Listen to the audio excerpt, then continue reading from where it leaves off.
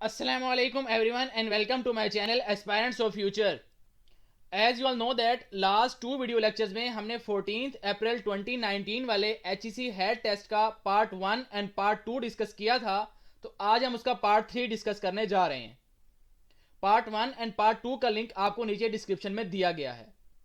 Lecture start करने से पहले ऐसे तमाम स्टूडेंट्स जो इस चैनल पे न्यू हैं उनसे रिक्वेस्ट है कि वो चैनल को सब्सक्राइब कर लें।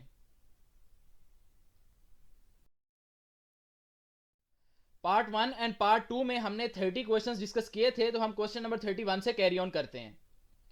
क्वेश्चन 31 आपके पास 16 girls working on a project complete it in 4 months. वो कह रहा है 16 गर्ल्स हैं आपके पास जो एक प्रोजेक्ट पे काम कर रही हैं और उसको वो 4 मंथ्स के अंदर कंप्लीट करती हैं। How much time it will take to complete the same project if 8 girls are added in the group. वो कह रहा है अगर मैं इस ग्रुप में 8 गर्ल्स को और ऐड कर दूं तो मुझे बताइए अब प्रोजेक्ट को कंप्लीट करने में कितना टाइम लगेगा। यहां पे आपके पास गर्ल्स और डेज का रिलेशन है। पहले आपके पास इनिशियल गर्ल्स कितनी है 16, तो गर्ल्स के नीचे मैंने 16 लिख दिया और उनको लग रहे हैं 4 मंथ्स विच मीन्स 120 डेज लग रहे हैं। 1 मंथ में 30 डेज होते हैं ना, तो 4 मंथ्स में 120 डेज आ जाएगा। फिर उसने कहा कि मैंने 8 गर्ल्स और ऐड कर दी हैं, तो 16 गर्ल्स पहले थी, 8 गर्ल्स और आ गई, 16 प्लस 8 24 हो गया। 24 गर्ल्स आपके पास हैं, हमें बताइए उनको कितना टाइम लगेगा। तो एक्स आपने फाइंड करना है।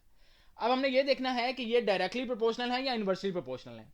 देखिए, आप प्रोजेक्ट में जितने ज्यादा बंदे बढ़ाते जाएंगे उतना प्रोजेक्ट जल्दी फिनिश होगा, और जितने आप बंदे कम करते जाएंगे उतना प्रोजेक्ट देर से फिनिश होगा। तो ये दोनों क्वांटिटीज आपस में इनवर्सली प्रोपोर्शनल हैं। तो इनवर्सली प्रोपोर्शनल के केस में आप आमने सामने वाली वैल्यूज को मल्टीप्लाई करते हैं। तो आप इसको कैसे लिखेंगे, x is equal to 16 multiply by 120, और जो बाकी वैल्यू 24 आपके पास नीचे आ जाएगी। अब आप इसको सिंप्लीफाई कर लें, 24 1s आर 24, 24 5s आर 120, तो 16 को 5 से मल्टीप्लाई कर लें तो x का आंसर आपके पास 80 डेज आ जाएगा। अगर आप 8 गर्ल्स और ऐड कर देते हैं तो अब आपका प्रोजेक्ट जो है वो 80 डेज में फिनिश होगा। क्वेश्चन नंबर 32 है, if Ahmed purchases a watch for ₹600 and pays 15% sales tax, find the total amount spent on purchase. वो कह रहा है जी अहमद ने एक वॉच परचेज किया है 600 की और उसने 15% टैक्स भी दिया है, हमें बताएं वो टोटल कितने पैसे देगा वॉच को परचेज करने के लिए। तो टोटल अमाउंट के लिए आप क्या करेंगे, एक तो आपके पास परचेजिंग कॉस्ट आ जाएगी और साथ में सेल्स टैक्स भी ऐड होके आ जाएगा। अब सेल्स टैक्स कितना बताया गया, 15%। ये 15% किस वैल्यू का होगा, या परचेजिंग कॉस्ट का होगा। तो 15% ऑफ 600, तो 15% ऑफ 600 को आप कैसे सिंप्लीफाई करेंगे, परसेंटेज का साइन खत्म करके डिवाइडेड बाय 100 लगाएंगे, ऑफ की जगह मल्टीप्लाई। इसको आप सिंप्लीफाई करें, 2 जीरो से 2 जीरो कैंसिल, 15 6 आर 90 होता है, उसको 600 में ऐड कर देंगे तो टैक्स मिलाकर टोटल वो 690 रुपीज परचेज पे करेगा। क्वेश्चन नंबर 33 है, सिनोनिम बताना है रिबेलियन का। रिबेलियन कहते हैं बगावत को। तो आपके पास इसके जो वर्ड्स इसके सिनोनिम हैं वो नीचे दिए गए हैं। अपराइजिंग है, रिवोल्ट है, इंसरेक्शन है, म्यूटिनी है और रियोट है। इन तमाम वर्ड्स में से अगर कोई भी आपके ऑप्शन में मौजूद है तो वो आपके पास रिबेलियन का सिनोनिम कहलाएगा। क्वेश्चन 34 है आपके पास, if a pressure cooker was sold for ₹120। वो कह रहा है एक प्रेशर कुकर है जिसको मैंने 120 रुपए का सेल किया है। फिर वो कह रहा है 1/5 part of sales price was sales tax. वो कह रहा है जो सेल्स प्राइस का 1/5 पार्ट है वो आपके पास सेल्स टैक्स है। And 1/3 part of the remaining was profit, और जो बाकी बच गया है उसका जो 1/3 पार्ट अगर आप करते हैं तो वो आपके पास प्रॉफिट, जो शॉपकीपर प्रॉफिट रखता है, ये वो है। What is the cost price of the pressure cooker, हमें बताइए उसकी कॉस्ट प्राइस क्या है, मींस जो शॉपकीपर ने खुद उसको कितने का खरीदा है वो हमने बताना है। तो इसका एक लेंथी सोल्यूशन है, हम उसको फॉलो नहीं करेंगे, हम इसका ट्रिक सोल्यूशन फाइंड करते हैं। गौर से देखिएगा कैसे होगा ट्रिक सोल्यूशन। देखिए 1/5 पार्ट तो ऐसा है जो सेल्स टैक्स वाले ले गए हैं, तो बाकी आपके पास 4/5 पार्ट बचेगा। 1 माइनस 1/5 करेंगे तो 4/5 आ गया। फिर 1/3 पार्ट आपके पास प्रॉफिट है, तो ये तो शॉपकीपर ने अपना मार्जिन, प्रॉफिट मार्जिन रखा है। उसके पास जो बाकी वैल्यू बचेगी वो कितनी होगी, 1/3 प्रॉफिट निकाल दें तो बाकी 2/3 बचेगा। 1 माइनस 1/3 करेंगे तो 2/3 बच गया। अब आप कॉस्ट प्राइस के लिए 4/5, 2/3 और 120 को मल्टीप्लाई कर देंगे तो आपके पास आंसर आ जाएगा। तो 4/5 multiply by 2/3 multiply by cost, जो उसने कितने का प्रेशर कुकर सेल किया 120 का, तो 120 लिख देंगे, इसको आप सिंप्लीफाई कर लें, 4 इंटू 2 8 मल्टीप्लाई 120 डिवाइड बाई 5 3 15, 15 1 15, 15 8 120 होता है, 8 को 8 से मल्टीप्लाई कर देंगे तो कॉस्ट प्राइस आपके पास 64 रुपीज आ जाएगी। ये आपके पास क्वेश्चन नंबर 35 है, the circumference of a circle is 2 पाई। एक सर्कल का सर्कमफेरेंस 2 पाई है, फाइंड इट्स एरिया, हमने इसका एरिया बताना है। तो इसका ट्रिक सॉल्यूशन फाइंड करें। अगर आपको सर्कमफेरेंस गिवन हो, एरिया फाइंड करना हो, तो आप ये वाला फार्मूला यूज करते हैं, a equal c square over 4 pi. इसमें c की वैल्यू आपको गिवन है, वो कितनी है जी 2 पाई, तो c की जगह पे मैंने 2 पाई पुट कर दिया। 2 पाई का स्क्वायर लूंगा तो वो 4 पाई स्क्वायर हो जाएगा, डिवाइड बाय 4 पाई। 4 से 4 कैंसिल हो जाएगा, ऊपर 2 पाई हैं, एक पाई नीचे वाले पाई से कैंसिल हो जाएगा, पीछे आपके पास एक पाई बचेगा, तो सर्कल का एरिया आपके पास पाई आ जाएगा। क्वेश्चन नंबर 36 है आपके पास, एनालॉजी बतानी है हाउस एंड सीलिंग। जो सीलिंग होती है वो घर का एक ऊपर वाला पार्ट होता है, तो second word is the top part of the first word. जो सेकंड नंबर पे चीज है वो पहले नंबर वाली चीज का टॉप पार्ट है। तो आप ऑप्शन अल्फा देखें, हट एंड रूफ। हट कहते हैं झोपड़ी को, जो छत का ऊपर वाला जो लकड़ी के साथ आप बनाते हैं ना, ये वो वाला चीज, इसको हट बोला जाता है।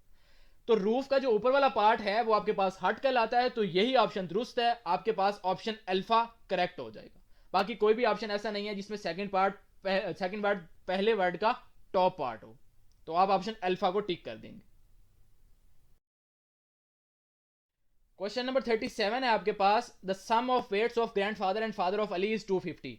वो कह रहा है जी जो ग्रैंडफादर और फादर का वेट अगर आप ऐड करते हैं तो वो 250 बनता है। तो ग्रैंडफादर के लिए g और फादर के लिए f, तो g plus f is equal to 250 आ जाएगा। इक्वेशन 1 आ गई।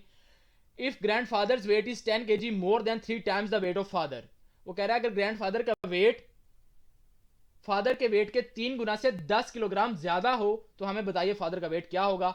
तो इसको हम इक्वेशन में कैसे कन्वर्ट करेंगे, ग्रैंडफादर की जगह पे g आ जाएगा, इज की जगह equal to 10 kg more plus 10 than 3 times the weight of father. 3 times the weight of father का क्या मतलब है, 3f, 3 मल्टीप्लाई बाय f।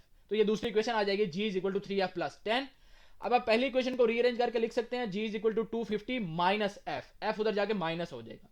तो आप ये g की वैल्यू उठाकर इक्वेशन 2 में सब्स्टिट्यूट कर दें, g की जगह पे आ जाएगा 250 minus f is equal to 3f plus 10।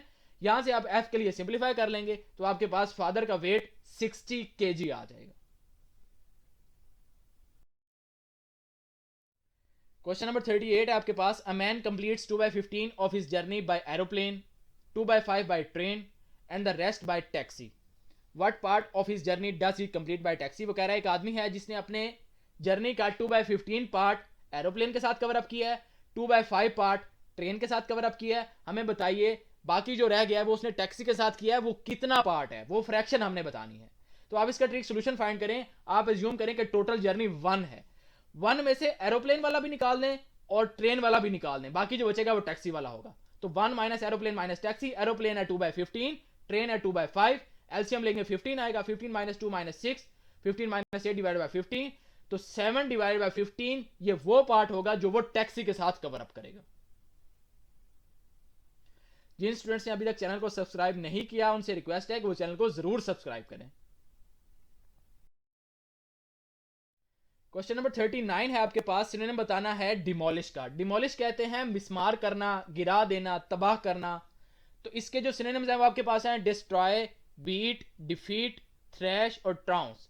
इनमें से अगर कोई भी वर्ड्स आपके ऑप्शन में मौजूद हैं तो वो आपके पास डिमोलिश के सिनोनिम कहलाएंगे। क्वेश्चन नंबर 40 आपके पास अलजेब्रा वाले चैप्टर से है, if x is equal to -2 and y is equal to -3 find 3x square y minus 5xy cube. Just आपने x और y की वैल्यू सब्स्टिट्यूट करके सिंप्लीफाई करना है और आपके पास आंसर आ जाना है। देखिए कैसे, देखिए सबसे पहले 3 इंटू एक्स स्क्वायर की जगह पे मैंने -2 स्क्वायर लिखा, मल्टीप्लाई बाय y है तो -3 लिखा, -5 इंटू एक्स की वैल्यू -2 इंटू -3 क्यूब, y की वैल्यू -3 आ गई। अब हम -2 का स्क्वायर लेंगे तो वो 4 आ जाएगा और -3 का क्यूब लेंगे तो वो -27 आ जाएगा।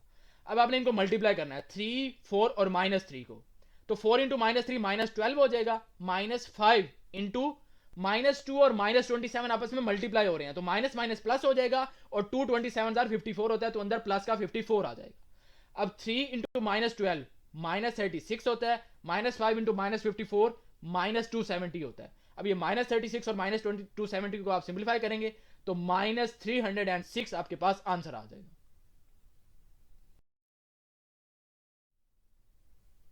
क्वेश्चन नंबर 41 है आपके पास, divide 351 in the ratio 2:7, then find the product of these two numbers. वो कह रहा है हमें बताइए 351 को इस रेशियो में डिवाइड करें और जो दो नंबर्स आए उनको प्रोडक्ट करके बताइए क्या आंसर आता है।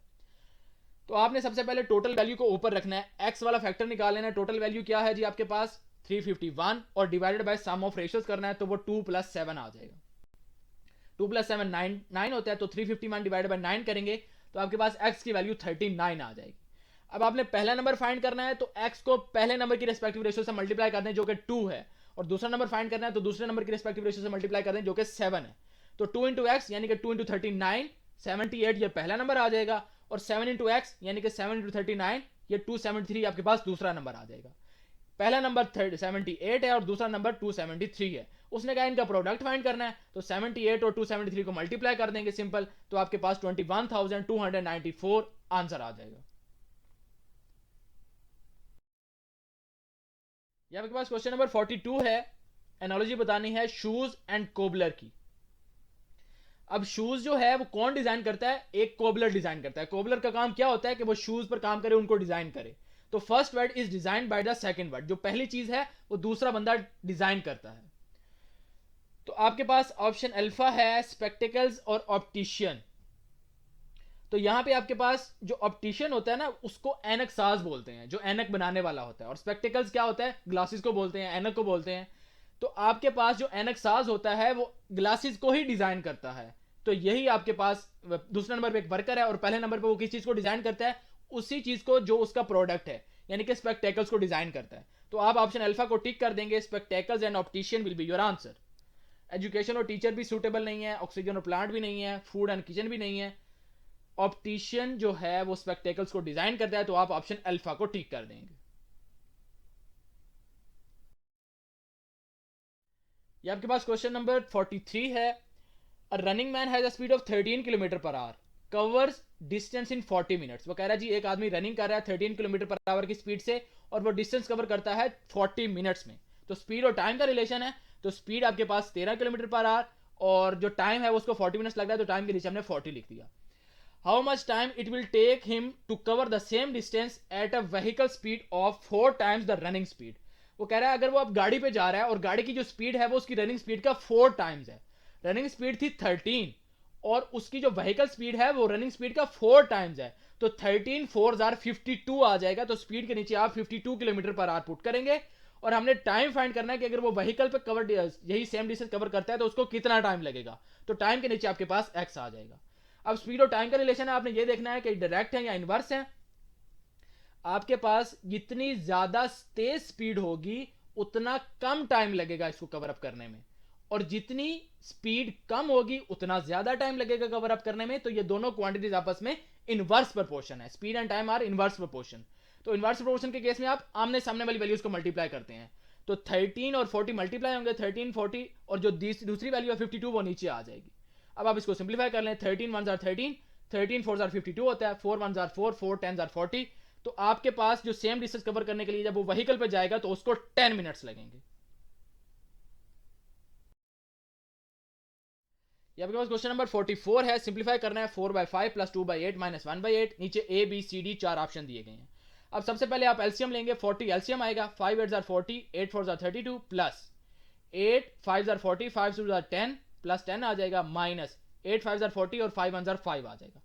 32 प्लस 10 42, 42 माइनस 5 37, 37 डिवाइड बाय 40, इसका आंसर 0.925 आएगा। अब वो कैसे आएगा वो राइट साइड की फिगर में बताया गया है। देखो कैसे, 37 को आप अंदर रखेंगे, 40 पे डिवाइड करेंगे, जब अंदर वाली वैल्यू छोटी हो तो आप 0 लिखते हैं सबसे पहले। तो 40 0 0, एक 0 नीचे उतारेंगे, डेसिमल लगा देंगे। 49 360, रिमाइंडर आपके पास 10 आ जाएगा, फिर एक और 0 नीचे उतारेंगे, 100 हो जाएगा। 42 80, रिमाइंडर 20 आएगा, एक और 0 नीचे उतारेंगे, 200 हो जाएगा। 45 200, रिमाइंडर 0 आ गया, तो 0.925 आपके पास ऑप्शन सी आंसर आ जाएगा। क्वेश्चन नंबर 45 है, सिनोनिम बताना है क्लैरिटी का। क्लैरिटी का मतलब होता है वजाहत, प्रिसाइज, एक्यूरेट। तो आपके पास ये इसके जो सिनोनिम्स हैं वो आपके पास प्रिसीजन है, क्लियरनेस है, ल्यूसिडिटी है, सिंप्लिसिटी है और ट्रांसपेरेंसी है। इन वर्ड्स में से अगर कोई भी आपके ऑप्शन में मौजूद है तो वो आपके पास क्लैरिटी का सिनोनिम कहलाएगा। जो स्टूडेंट्स गेट, नेट और हैट की प्रिपरेशन के लिए हमारा 1-to-1 ऑनलाइन कोर्स ज्वाइन करना चाहते हैं वो दिए गए व्हाट्सएप नंबर पर कॉन्टैक्ट कर सकते हैं या दिए गए ईमेल पर कॉन्टैक्ट कर सकते हैं। उनको इंशाल्लाह बहुत अच्छी प्रिपरेशन करवाई जाएगी।